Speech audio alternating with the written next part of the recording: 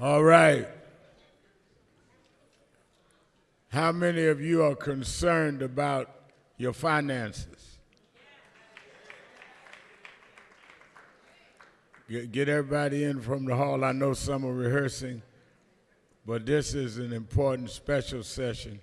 And this brother came in that is a A-list all over the country. And I want us to be blessed to hear him. I wish everybody, we've been like big turnout, but this is something special. I met this brother, I've worked with him and seen his principles change people's lives. One of the things that we have to learn, and you that are leading chapters from around the country, I see some of our chapter leaders coming back in having a seat, is that we need to teach our people economics and self-discipline and finance. And we're blessed to have the apostle of that. No one in the country is better at this than our next guest. And he came in especially to give a session with us tonight. Let's welcome to the stage from Project Hope, John. Hope, Bryant.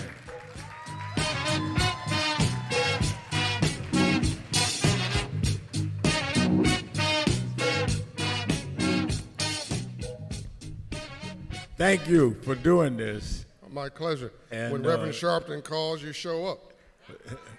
Well, you showed up, and we are honored to have you. Everybody's talking presidential politics, but it doesn't matter who's in office if we're not securing our homes and our businesses. The real color is green.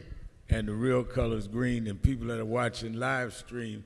He has a new book out called Capitalism for All, and I want to get into that. It's a bestseller as of yesterday, national bestseller.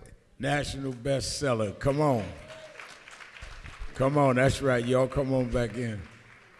And I think that it is something striking to me that we not celebrate being designated as the people that are impoverished.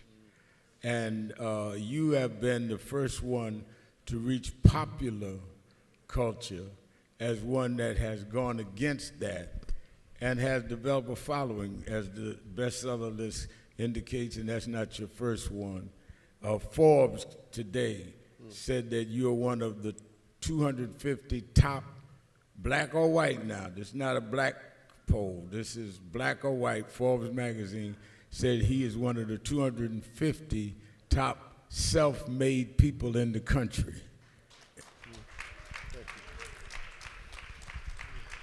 And I didn't say Boo-Bah magazine in Brooklyn. I said Forbes says that. You got to earn that.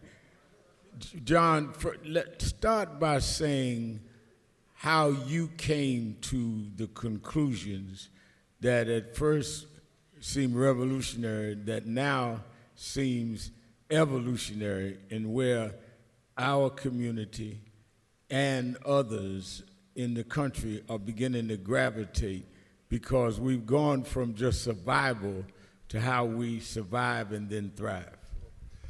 First of all, I want to give honor to God, and I want to give some clarity about this man and why I showed up here today. And I literally just came in for this. I'm flying back out right after this. I'm not sure everybody appreciates the various levels of his brain. He's bilingual. He's multilingual. And he brings light to dark places. Your assistant Nancy was talking about how committed she is to you, 7 days a week if it required, because she knows the authenticity of your mission and your mandate. She sees it up close. JT, passionate about you, young man, who's dedicated his life to your work. And I and Ambassador Andrew Young and others have noticed your authenticity and your effectiveness. And the fact that you can work in so many different levels. Yesterday, I met with Federal Reserve Chairman Powell in D.C. He's the chairman of the Federal Reserve, and I wrote in your book, you're the chairman of all hoods. To be able to go from the suites to the streets is a gift and a talent. And yes, in this afternoon, I was meeting with Ambassador Oteba of the United Arab Emirates, and he said, where are you leaving? I was in D.C. as I'm going to be with Reverend Sharpton. He lit up. He said, that man is special. I need him in the UAE. He's met with you, he's talked with you. He recognizes your sophistication as a global presence and wants you in, as soon as this war calms down, he wants you in the Middle East. You. That was just afternoon. Wow. This is what people say about you behind closed doors. So my respect for you, my admiration for you is unparalleled, and how loyal you were to Reverend Jackson and all those who came before you, Andrew Young, Ambassador Andrew Young, Dr. King, etc. This list that he mentioned, tell you how far he's helped us get. It's the list, we're in the 250th anniversary of America. It's the 100th anniversary of Black History Month. Thank you, Carter G. Woodson. The Forbes list is the list of the 250 top self-made individuals in the whole country for 250 years, and number one on the list is Oprah Winfrey. This is not a black list. Wow. This is not a minority list or a, by the way, that's cool too. There is a Forbes Black 50 list, but Jabari Young does, which is very important. But number one on this list of the biggest economy in the world, and the sole superpower in the world, is this black woman from nothing named Oprah Winfrey. That says something about all of us and our ability to come up. Let me answer your question. People read me wrong. They see the suit, I don't know what they see. But I see a guy who grew up in Compton, South Central, whose mom and dad were divorced when I was 4 years old, and I saw them fighting over money. I'm gonna make this really quick so we can get a lot of stuff in, but I think it's context important. They're fighting over money in South Central LA. Now, we owned a gas station in Western and Vernon. We owned an 8-unit apartment building. We bought for $18,000, worth $8 million today. We owned our home. We owned a cement contracting business. We lost it all that generational wealth, because my dad, who was a really smart man and hustled and was a good businessman, was not financially literate. So he confused making money with profit. For every dollar he made, he spent $1.50. The more money he made, the broker we got. He confused cash flow with profit, and he thought that making money was building wealth, and he didn't respect my mother as someone other than somebody who was cute. And my mother was a financial genius. She was the investor. And 2 + 2 in a relationship should be 6, 8, or 10. If you're not better together, what are you doing? I can do bad all by myself. So my mother, you can read about the backstory in the book, so I'm not gonna waste our time here, but my mother left my dad, and in California, community property state, that means she gets half. Now, with the fact that we had 3 kids, she had 3 kids, and all those assets, technically she could have got everything. She leaves them, Rev. Leaves with nothing. Goes, lives with her girlfriend, and takes me and my sister with me, and starts working at Donald Douglas Aircraft at $15 an hour as a fabricator to save a down payment for her first home. While I'm staying there, the guy who saved my life, and I'd swallowed my tongue on his porch when I fell backwards at 7 years old, 6 years of age. She stayed there 2.5 years. When I was staying there, the guy, he gets murdered selling drugs around the corner. He gets murdered in front of me. That was about money. The divorce was about money. We moved to Compton where we buy the house. She buys a house, 15502 South Fraley. When you buy a house, you remember the address.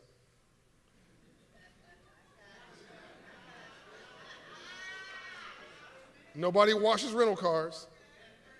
And my next door neighbor was a drug dealer named Tweet. My best friend was George. I wanted to be like George. He was really smart. George wanted to be like Tweet. Make a long story short, George gets murdered with Tweet. So now I'm 9 years old, Rev. I don't think we ever talked about this. I'm 9 years old. I've seen 2 murders and the divorce of my mom and dad and the failure of our family and the disintegration of our generational wealth, which would be millions today.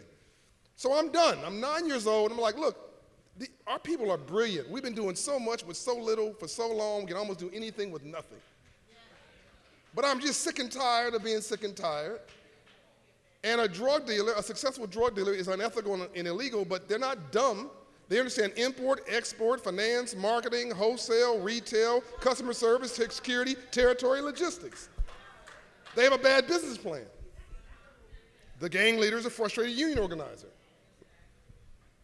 Lost talent. So I'm like, how do I get out of this alive and successful? So here's your answer. I go to school. This white banker comes in my classroom and teaches financial literacy. I raise my hand. It came once a week for 6 weeks. Third week, excuse me, sir, what do you do for a living? And how do you get rich legally? And I was completely dead serious. He said, I'm a banker and I finance entrepreneurs. I said, I don't know what an entrepreneur is, but if it's legal and you're financing it, I'm going to be one. And I started dressing like him with a suit on. I had a little briefcase with my dreams in it. And I started, the liquor store was a business, and the nail salon was a business, and the gas station was a business, and the people who take care of your children, you're paying them. That's a business. And I noticed everything was a business, but we weren't in business. So I opened up the neighborhood candy house in my den. My mother loaned me $40. She had to pay her back. And I put the liquor store out of the candy business when I was 10 years old, made $300 a week. And once I did that, I put the liquor store out of the candy business. When I was 10 years old, my confidence went through the ceiling. And I said, these folks are not as smart as they think they are. I can do this. And I've been on fire ever since. I was homeless when I was 18. And now I've created 50 different businesses and 3 of the largest of their kind in the country. We've invested $5 billion in our communities. I have 400 full-time employees. I have offices around the country. We're raising credit scores and lowering debt and increasing savings for our people so we can become credit worthy and access capital. And I believe financial literacy is a civil rights issue of this generation. I believe, and I'm going to say something I've never said in public, and I'm going to say it strong, and I want you to hear it bluntly. This man has given you 5 years of a lifeline. And I don't think that's obvious what I'm saying. We just buried Reverend Jackson. A lot of civil rights leaders have gone on to glory. We think we won. We did not win. He and others won it for us. Dr. Dorothy Height, et cetera, et cetera. What do I mean by that? We're living in a false universe. The affirmative action, secured for us. Set aside contracts, secured for us. You follow me? Right to vote, shouldn't have to be secured for us. Public access, this is not the 1800s, this is 1960, secured for us. Housing Act, on the eve of Dr. King's assassination, secured for us. You can go on and on and on. These laws, rights, and opportunities were secured for us in a system that required cooperation and support from legislative, executive branch, and judicial, who are now either neutral to you, us, or turning their back. That's right. Now, at the same time that's happening, and you've never had this happen to the federal government level, ever. It was some little mayor who was backwards or a governor. It's never been at the federal level. At the same time, you're introduced to brutal capitalism, increasing cost of living, and here comes AI, artificial intelligence, wants to wipe everybody's slate clean. It's not even racial. In fact, my middle class white friends getting laid off before you get laid off. All this is happening at the same time. But God still sits on the throne.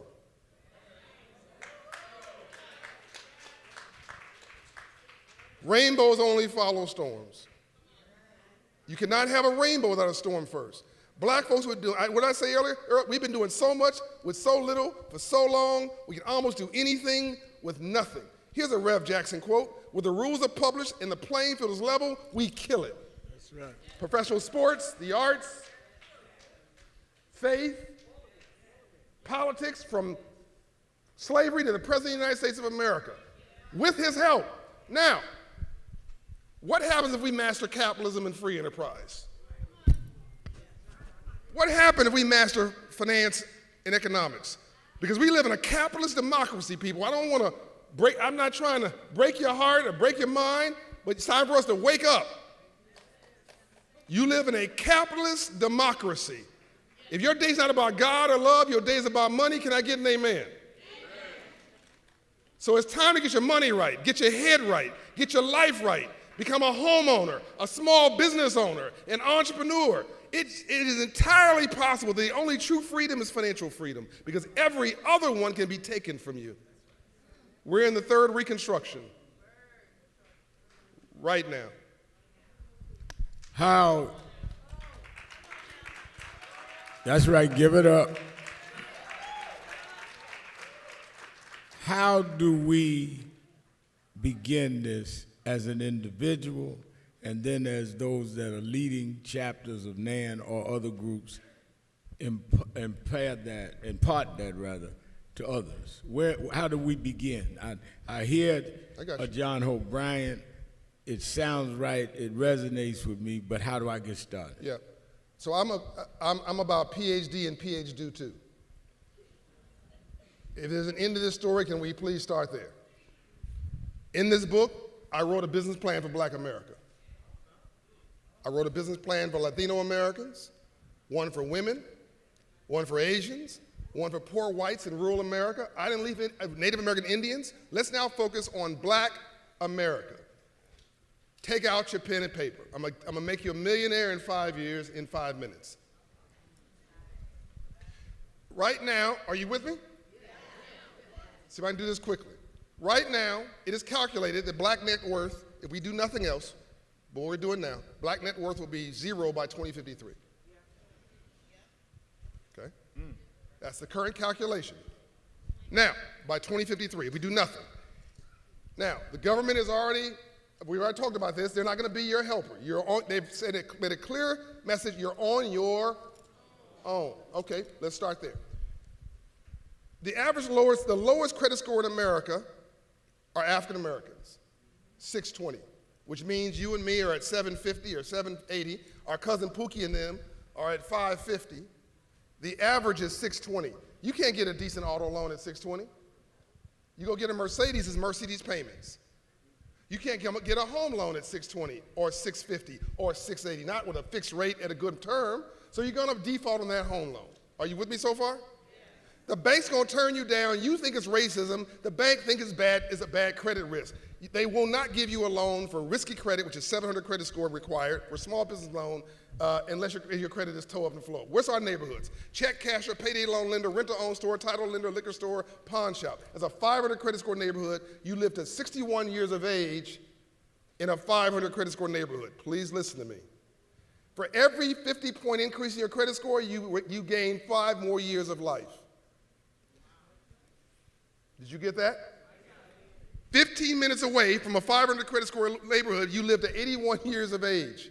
All across, I mapped every zip code in America by credit score. So the first thing we're going to do, every chapter of NAN, you got to obsess. In the next 10 years, we're going to raise our credit scores to 700. That's 80 points, from 620 to 700. When you do that, you become access to credit ready at the banks.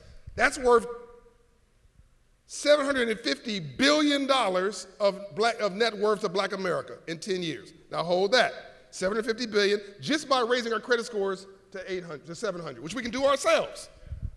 Number 2, you take that prime credit score, you go become a homeowner, because the number one way you build wealth in America is home ownership. We own 44% of homes compared to whites that own 75%.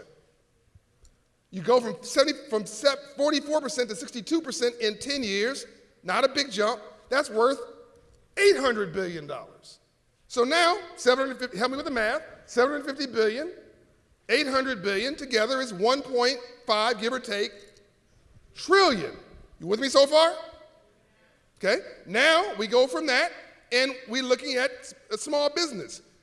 There's $100 trillion, Rev, that's going to transfer from wealthy white baby boomers in the next 10 years, between 88 trillion and 100 trillion. They're retiring. Every day, I lay this out in the book, every day, 10,000 baby boomers leave the economy. Not every month, every day, 10,000 wealthy white baby boomers, mostly male, retire. They need replacements. So of $100 trillion of assets, 15 trillion are businesses. These are dentist offices, these are nurseries, these are, help me out here, nail salons, barbershops, help me out here, gas stations. In every town in America, there are 7-figure businesses, $1 million businesses. There's nothing wrong with them. The kids don't want them. The kids want the stocks, the bonds, the cash, the houses. They don't want the businesses, it's too much work. These are successful businesses that are cash flowing with real estate. Are you following me? I'm about to drop the mic now.